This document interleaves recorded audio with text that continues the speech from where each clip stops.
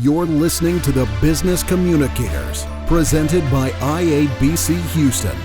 And now your hosts, Austin Stetton, Hattie Horn, and Thomas Bain. Welcome to Season 3, Episode 21 of the Business Communicators, a podcast presented by IABC Houston. My name's Austin Stetton, joined alongside my beautiful co-hosts, Hattie Horn and Thomas Bain, on the number one podcast for all business communicators, and that's a verifiable fact. So we're just going to roll with it. We believe it. We will speak it into existence. We're coming for you, Joe Rogan. That's the plan. But we the best. Exactly. But Hattie, Thomas, what's going on as we are in the back half of April? I'm excited. I am finally going to get started on the repairs from the freeze. Get started on the repairs of my house. So I'm basically jumping up and down because, the freeze was back in February. And now it's April. So it's basically 2 months. That's wild that it's taken that long. And, I know that we did have... Insurance companies. True. I know we did have the freeze here in Houston, but I saw a study, it was probably about a month or two ago, and it said that in 2020, because of the pandemic, with people not traveling, they were saving money. And if they weren't saving money, if they were doing any sort of spending, they were mostly doing it on like home remodeling and just home improvements, which I thought was kind of interesting. But hopefully, as we are fully vaccinated, you all are going to call Hattie and book a trip and go travel somewhere throughout the world. But Thomas, what's going on? I love springtime. Growing up in Central Texas with rivers and tubing and everything in between, it's a great excuse to get outside, a great excuse to just hang out. The weather's not too hot. The weather's not too cold. There's Thomas with his weather again. It is, but this is patio weather. This is true patio weather. You go, and now that we're starting to get vaccinated, being able to go to happy hour, see people outside. That's what I like.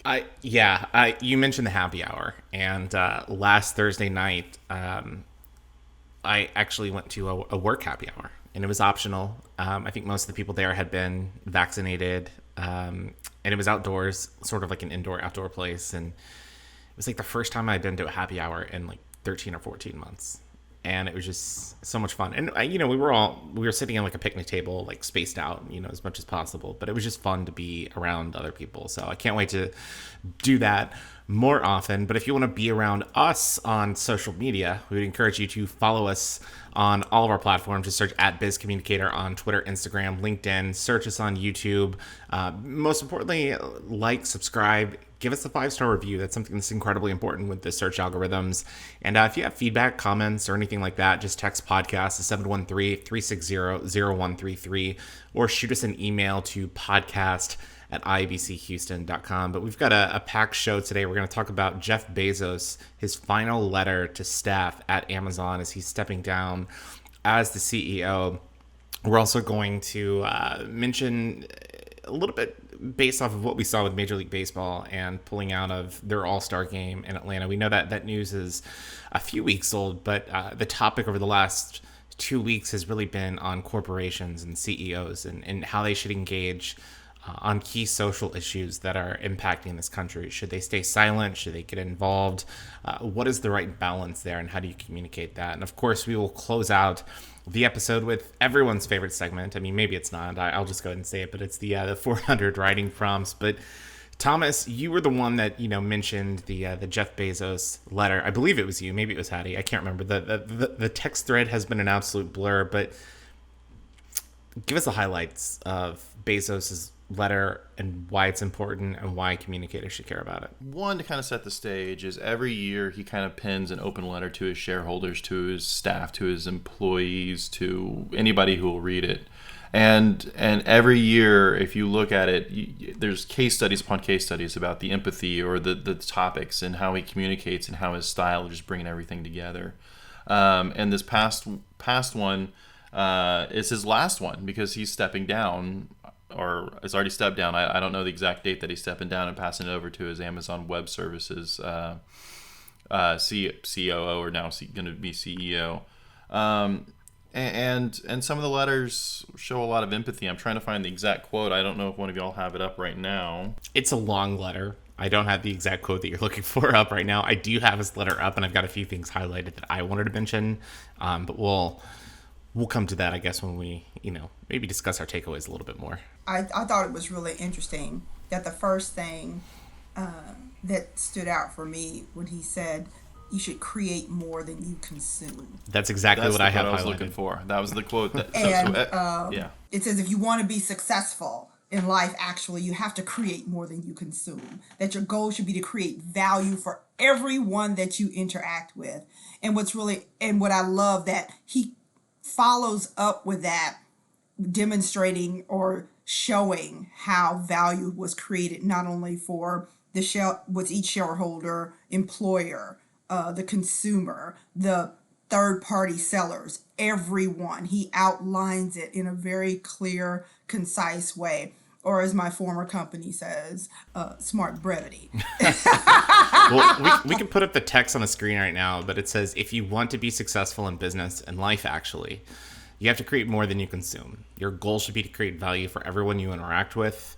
Any business that doesn't create value for those it touches, even if it appears successful on the surface, isn't long for this world. It's on the way out. And I think Amazon has done a great job of creating value for people because it's convenient. It's a time saver. We had a giveaway on the podcast a few weeks ago, and we gave away a notebook and a light, and just us going to the post office and mailing it. I mean, shipping costs were like $15, to send the price here locally in Houston, and we take for granted that we get free 2-day shipping on Amazon. I mean, just things like that, which are absolutely insane. But Thomas, what Hattie, I see you kind of like shaking your head. I don't take it for granted. Amazon is my best friend. I think I order something off of Amazon every other day. I just ordered some things yesterday. And like you said, it's the convenience. They are customer service. They're quick, fast, and I just love it. I mean, I have to actually hide the app on my phone because if I don't, I'll be on it all the time. Going into the pandemic, it reminds me of that joke about, hey, honey, since we're blocked in, we're going to be saving so much money. Okay. Do we want these shirts in red or blue from Amazon? But while we did find the quote from this year, I wanted to kind of go back and look at some of the ones that he did from the last years, like 97. So mind you, in 97, it was just starting off, and the theme of his letter was bring on shareholders who aligned with your values. Other ones on there state, in lean times, build a cash moat. Don't deliberate over easily reversible decisions. If you can change it, why are you spending hours upon hours making the decision? But last year's was, in times of crisis, be aggressive and agile. And so if you have the opportunity, I recommend to kind of go through and read the Cliff Notes or read the whole letter that he pens out there. But think about the overall arching theme, and that's why it really struck me was it's his last one. And I'm hoping that at some point in time they create a book and just like let you read it, like the Steve Jobs book. I would imagine that's probably going to be the case. I mean, what I like about Bezos is that he's not afraid to speak his mind. Sometimes he's come off as a little bit of aggressive, and there's controversies going on right now with Amazon unions and all of that. But I like the guidelines that he basically kind of outlines for communicators. Just offering a takeaway, maybe a challenge that exists, a potential solution to a certain problem. And really, I think there's a lot that people can learn from Amazon because, you look back in the 90s when it was just an online bookstore. So many people, so many investors were concerned. Old school investors were concerned and saying that there's no way that these numbers are true. This company's not even turning a profit. And the entire narrative for Amazon was it's not about the numbers you see now. People are investing in potential. They're investing in the future. And that's exactly what he highlights, in his letter this year. And I think that's the same for a lot of people when, you're looking for a job maybe. They're not looking, necessarily what you've done. They're looking at what you can do and what you can bring to the company moving forward. And also, everyone feels like an owner. They have ownership, and they take that ownership in the company as well, and they take it very seriously. So whether it's a third party seller who is selling something on there. They know they're selling on behalf of Amazon. You have employees who are in the warehouse getting those products out. They're making sure that they're done well and nothing is broken or everything, because they have an investment in it as well. And it's sort of like one of my former businesses too, is one of their tenets was act like an owner.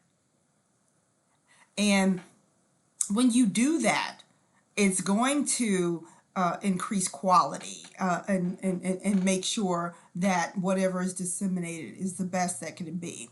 But what I really liked about the communication itself, as a communication, it not only told you what we did, how it did, but also why it did what it did.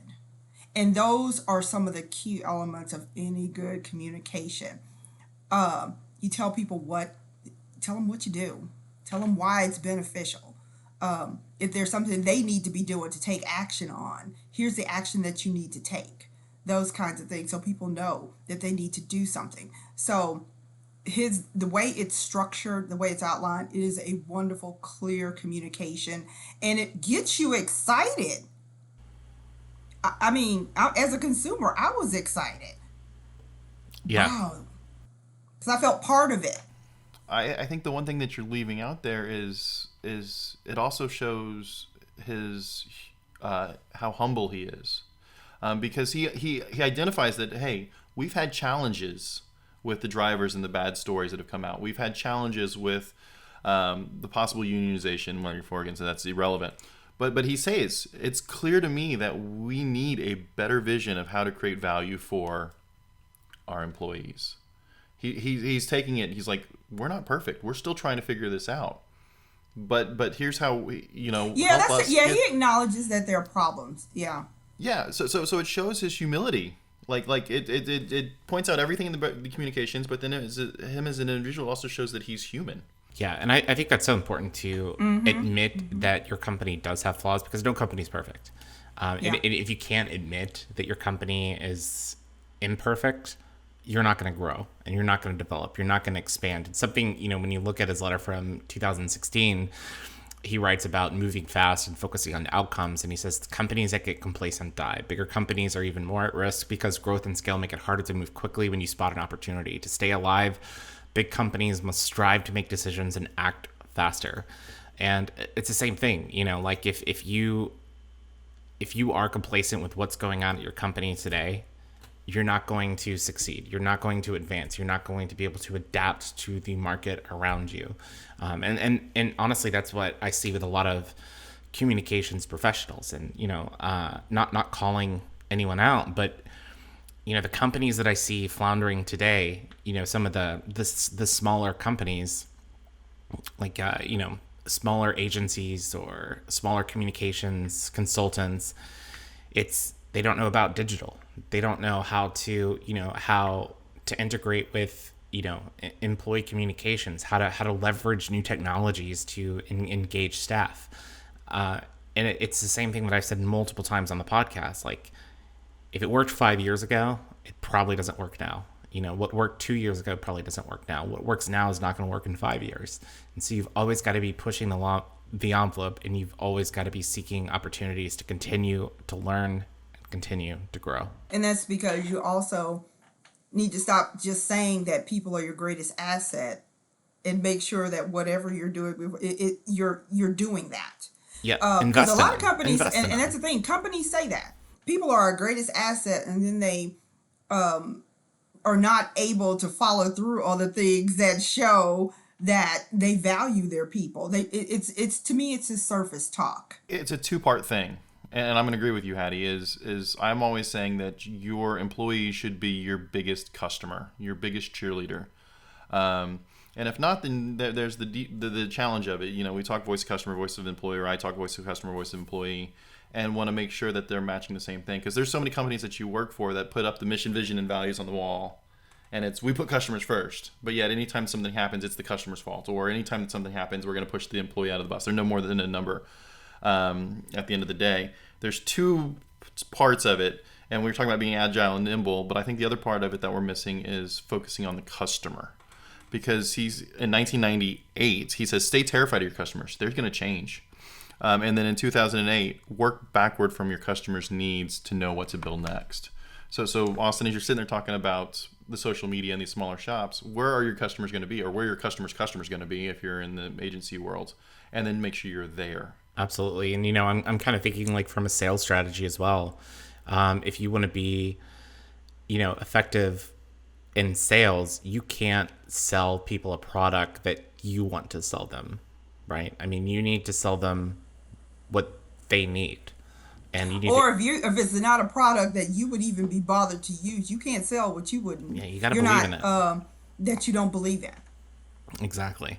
But anyways, I think we can look at, Jeff Bezos as a really inspirational leader, looking how he has completely built Amazon to one of the largest and most powerful companies in the world. And now he owns, the Washington Post, Blue Origin. I mean, just so many companies. I mean, he might be retiring from the CEO position at Amazon, but he's not going anywhere. I mean, he'll be around for an incredibly long time. And, I think it's interesting. You look at his net worth. As of when we're recording this podcast, it's $194.3 billion, which is incredible. there was a TikTok last March. It was a guy named Humphrey. Can't remember his last name, but I think he's based in Dallas.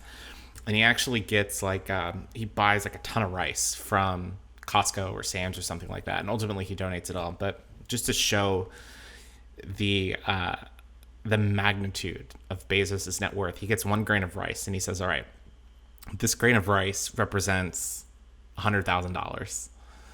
And he was like, this pile of rice represents $1 million. And he's like, this pile represents, what Jeff Bezos paid for his recent home in California, which was something like $90 million or $100 million. And he was like, this is Jeff Bezos, like, complete net worth. And it was just insane to compare that and like see this massive pile at the end of it.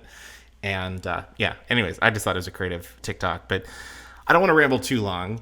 So let's go on to our next subject, which is CEOs, companies, and social activism. And, we've mentioned this on the podcast a little bit. I think when we had Tonya Reese on from Edelman, we mentioned the Edelman Trust Barometer and what we've kind of seen from trends over the last, 4 or 5 years, especially with Gen Z and a lot of millennials, is they're supporting companies they believe are doing the right thing socially.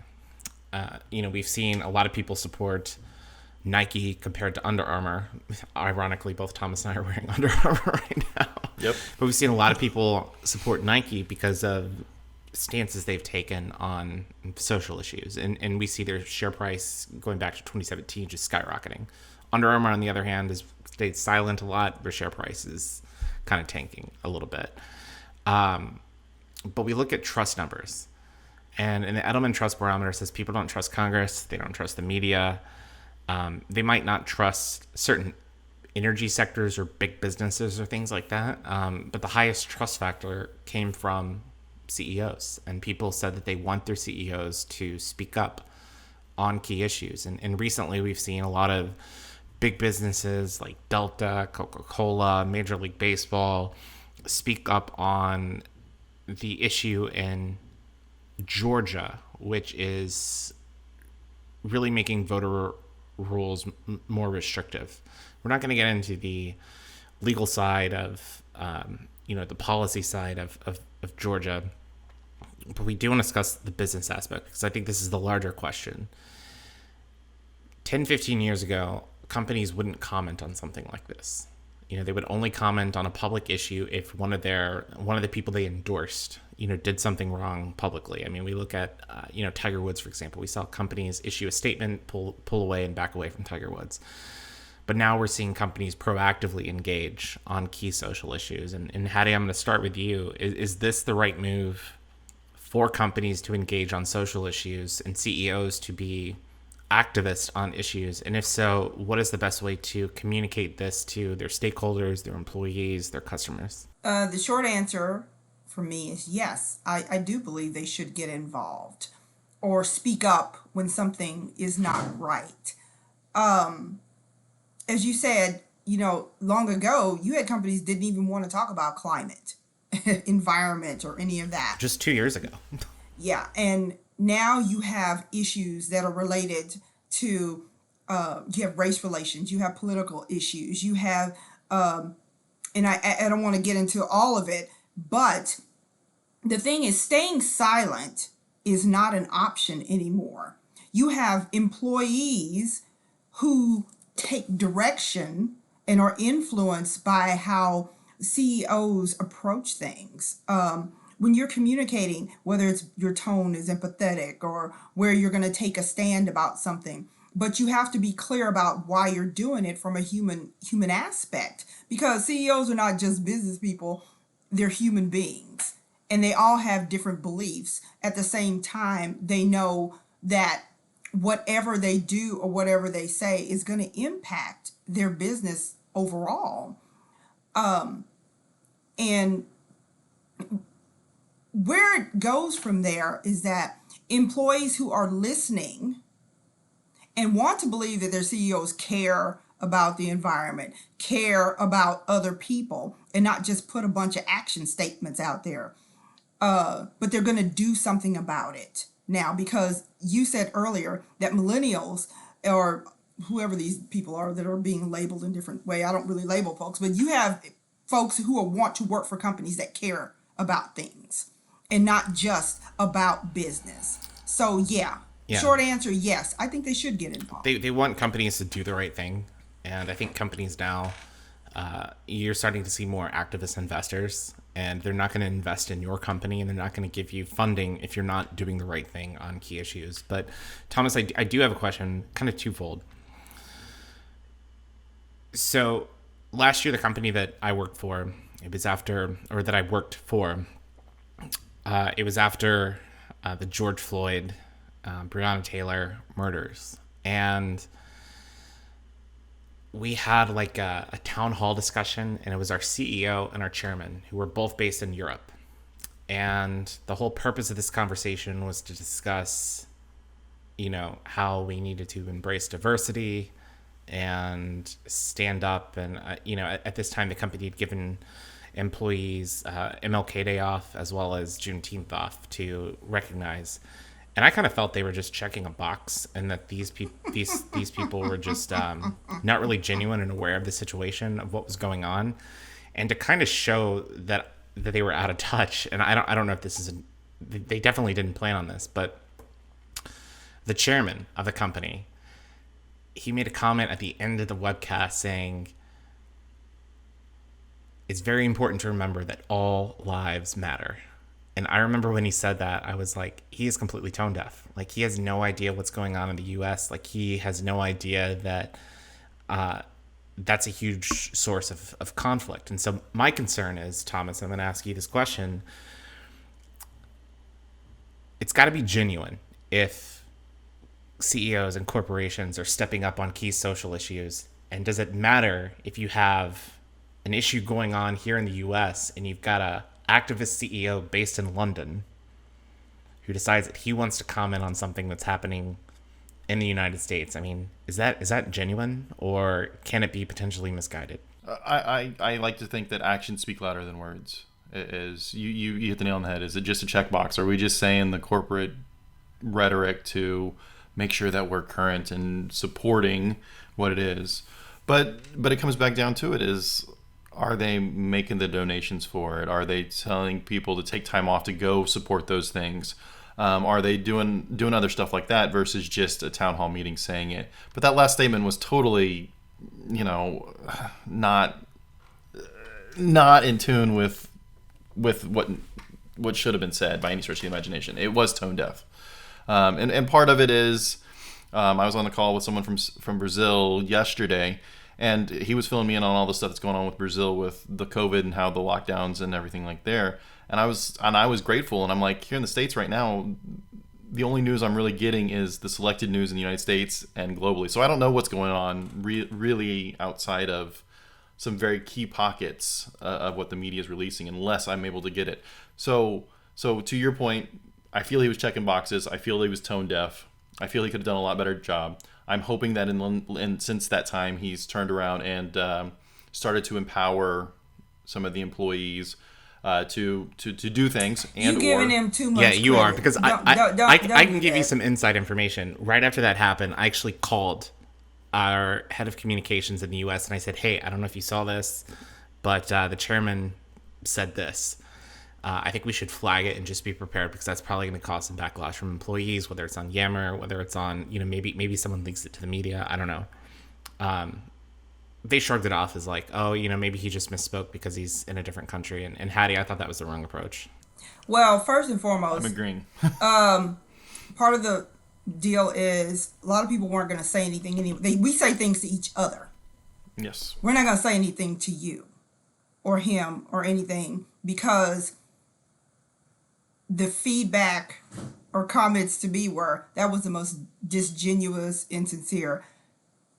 A holiday nobody cares about in the first place, that's the best that you could do. But moving back to the fact that you said he was tone deaf about what's going on in the U.S., it's happening in the U.K. too. Racism is high there Very just much true. as well. Very much true. And so it may not be as prevalent but they're doing the same thing there. But CEOs who actually care about certain things will communicate them in a genuine way, and they will do something. And it's not about supporting or going out in the community and supporting. It's about hiring people in your company that reflect your community, reflect your business, because you do business with all kinds of people. It has been shown, data shows that when you do business with, diversity, you're going to make money. It's very valuable there, but you have to be sincere about it and in what you say. Going back to all these CEOs who are signing these statements about the issue that was going on in Georgia, you got these big names who are even being led by big time companies who are headed by African Americans, American Express, Ariel Investments. And they're bringing other people on, but they're not just signing a statement that says we're pulling out. You've got movies that are pulling out of Georgia.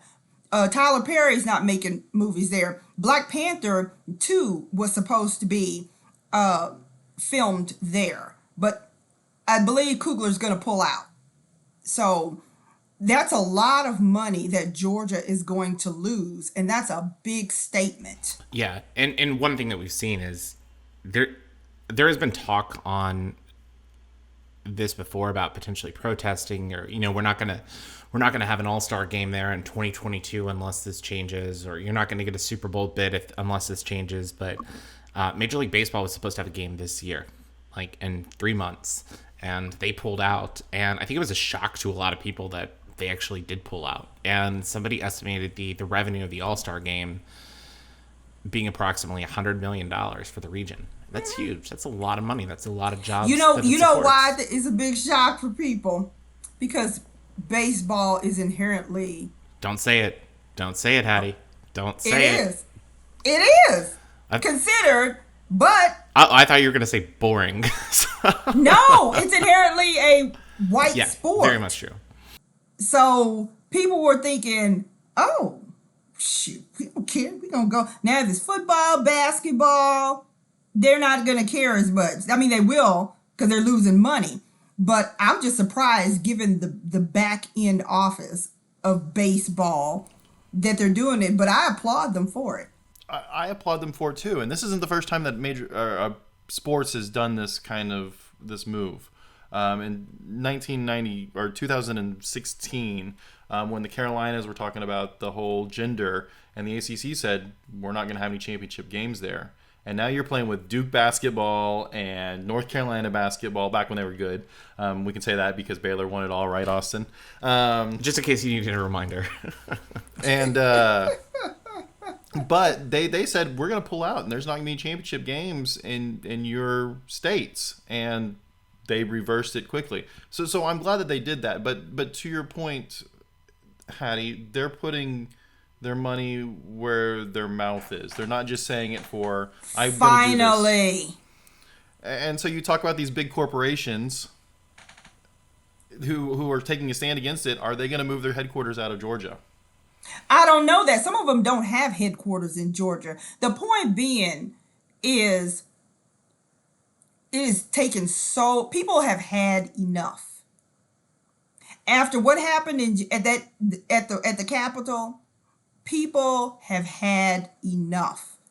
And if we don't take back control of our country in the right way, we're going to lose a lot more than we're going to gain. Totally fair. And but I do want to kind of mention this. Are companies maybe being hypocritical at times when they speak out on issues that are happening in the U.S., but they completely stay silent on human rights violations that are happening in China? You know, we look at Apple, Delta, Coca-Cola. Those are businesses that were very open on communicating their thoughts on what is happening in Georgia. But when it comes to, you know, the Uyghurs and China, where there's like genocide going on, you know, the NBA has a camp in that province. Major League Baseball has invested in China. Does it kind of make these companies hypocritical when they're talking about voting rights issues in the United States, and then there are literal concentration camps in the regions that they operate and have factories in China? Does it make these companies hypocritical? I think you got to pick your battles in this case. We've always been involved in other countries in their issues and giving money and supporting and being involved. And we've always ignored what was going on here at home, as far as I'm concerned. And now that something serious has happened, we're deciding to focus on it and do something about it. We're going to get labeled as hypocrites. I don't think so. That's too strong of a word for me. It's like you can't win, no matter what you try to do. We have suffered so much crap here in the U.S., going to wars in Afghanistan, helping other countries, doing everything for other countries, and we have neglected our own people right here at home. So make up your mind. You're damned if you do, you're damned if you don't. And I think that companies feel that they can actually impact change here in the United States, whereas China, they know that it's impossible to impact change. I think the original point of this start of the conversation was talking about whether leadership or CEOs should be able to speak their thoughts, and I do, because if they believe for something, they should be able to, especially if it's for the good of society and things like that. I think it's a different topic when companies, Major League Baseball, NBA, Nike, they're trying to do what's best for the shareholders, and so they're going to do where the profit is and things like that. And so that's where I think, Hattie, you hit the nail on the head, is they're going to do what's profit. They need to focus on where they are. Do I personally think they're a little bit hypocritical for taking a stand against one thing and then turning around and tolerating it in another place? Absolutely. But I don't know what I can do about it. And I think Nike, Austin, you said it best, is can these companies really change or influence other countries? It's also about mixed messages. You got to make sure that your messages are consistent, no matter where you go or what you do. Communications has to be consistent, it has to be clear, and it has to be actionable, and it has to be impactful. So whether you're going to try to influence China on whatever that is, make sure your message is consistent. Yeah. If you're going to pull out of China, make sure that message is consistent. No matter what you do, at the end of the day, CEOs, companies have to communicate, but they have to be consistent in what they do, and then do what you say you're going to do. Don't talk about it, be about it. So we want to hear your thoughts. Let us know what you think. Have you had an experience with a CEO or a company maybe engaging in social issue conversations? Has your company done it? What has the response been? How do you communicate that to employees? Let us know. Send us an email, podcast@ibchouston.com. Drop a comment below in the chat if you're not following us on social media. Mention us @BizCommunicator.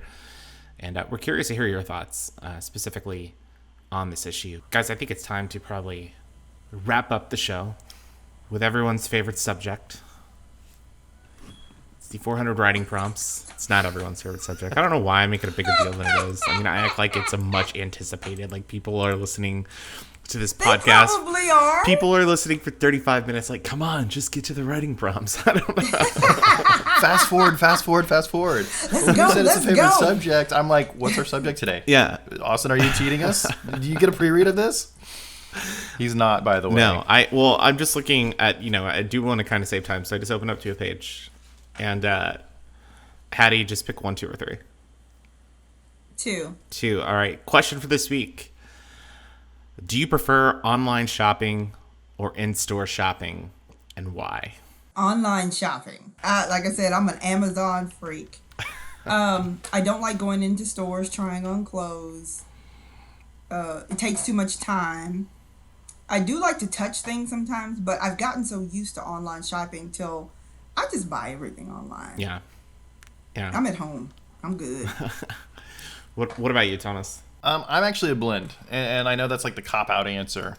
There's certain things that I'm buy online because I want to be able to shop at 2 o'clock in the morning, have it at my house in 2 days. Thanks, Amazon. But then there's other things that I like to go explore, for lack of a better statement. The touching and the feeling of different stuff. Walking around the grocery store to see, oh, what's this ingredient? How can I make a recipe off of it? Or, hey, I like that shirt in red, but wow, I never thought about it in purple, or whatever it is, where it boils down to it.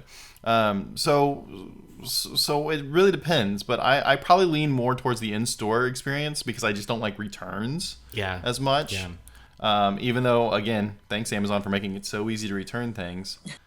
But being able to find like the best price, I'm gonna do online every day of the week.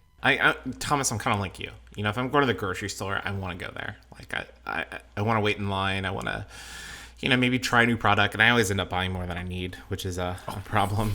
But without doubt. Yeah. But when it comes to, clothes and stuff like that, a lot of times I like to just go into the store, see what's there. Because sometimes, the colors that you see online might not be what they are in person. There might be a gray that you think is a certain shade of gray, and when you see it in person, it's a little bit different of a gray. Then you realize, it doesn't really work with my skin tone, or maybe it does, or maybe this works better, something like that. And then sometimes, like, if you order a shirt, like a large and a Nike might be different than a large and Under Armour, and then you end up having to return it. And it's just a pain. So yeah, I think I prefer in person. Also, I like the interaction, but certain things like I need, like, I don't know, if I need like household items and they're cheaper on Amazon, we'll just do it on Amazon. So my fiance is completely the opposite. She will literally have like 15 boxes shipped from Nordstrom, to the house, and she'll try stuff on. And when she decides that, oh yeah, this fits, I like it, she'll set it aside. And if it doesn't, she'll just take like a huge box with like, 7-8 items back to Nordstrom and return it. So I get both sides of it, but that's my approach, the hybrid approach. So let us know what you think. How do you do your shopping? Is it online? Is it in person? Let us know. Drop it in the comments below. But before we do close this episode, since we're talking about shopping and online shopping, there was actually we've talked about influencers, and a lot of influencers try to like peddle products online and, maybe give like a discount code or a promo. We don't have a discount code or a promo for you this week, but I did see an email that came through from PR Week, and it was right before we started recording this episode. But it said more than half of Instagram influencers, quote, engaged in fraud, with 45% of accounts that were fake. And that was based on data in 2020. I thought that was incredible. More than half of Instagram influencers. So these are the people with the blue check marks, or the people with 200,000 followers. And it says, this article goes on to say that a lot of people, it's actually said that people with more than 1 million followers were the worst culprits. So the more people, it seems like the people with the bigger followings have larger, fake followers. And it said nano influencers, those with 1,000 to 5,000 followers, had the lowest proportion of fraud, occurring in, 42% of accounts, which is still a lot. 42% of accounts is low. But it said that a lot of people bought likes, they bought followers from like click farms, It says, despite the high prevalence of fraud and fakery, the report predicts that Instagram influencer market will grow by 15% this year to a market cap of $5.87 billion. So if you're shopping online, don't shop from Instagram influencers that maybe have a lot of fake clout. That's just my takeaway. We've talked about this before. 100%, but now there's data. Followers. Now there's data.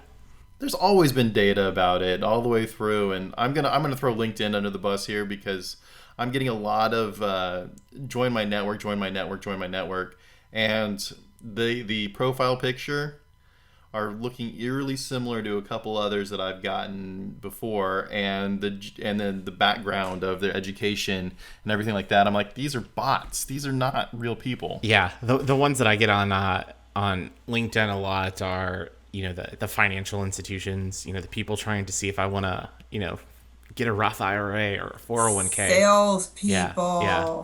So what I will do in these situations is I'll just go ahead and accept them. And then from there, they get to see my content. So they get to see the Business Communicators podcast and what we're doing.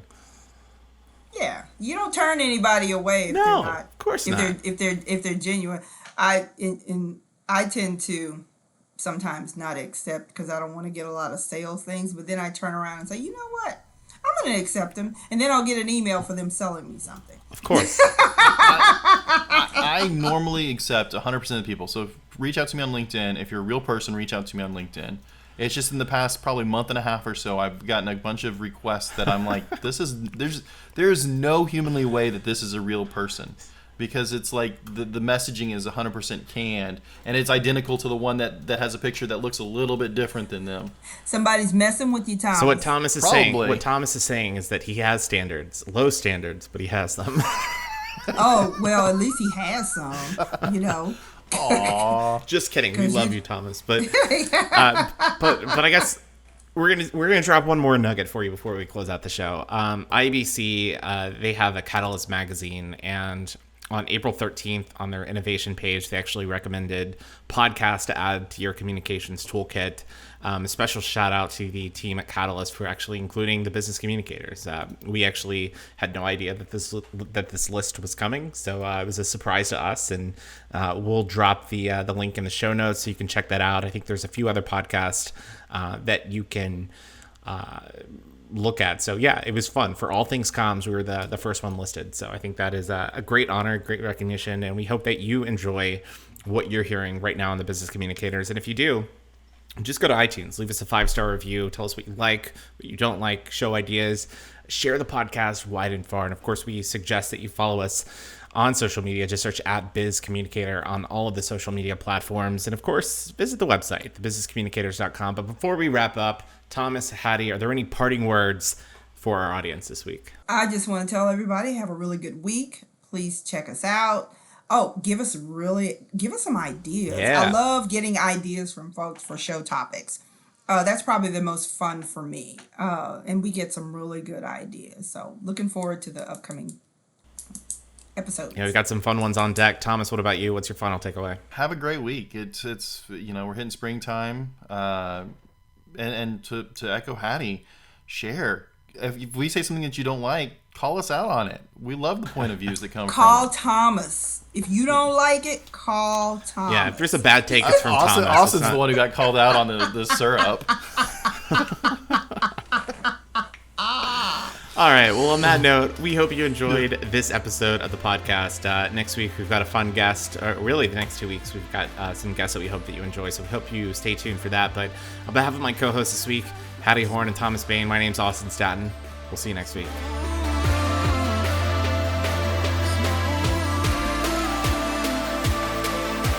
You've been listening to the Business Communicators. If you haven't done so already, be sure to subscribe to our podcast on iTunes and leave us a 5-star review.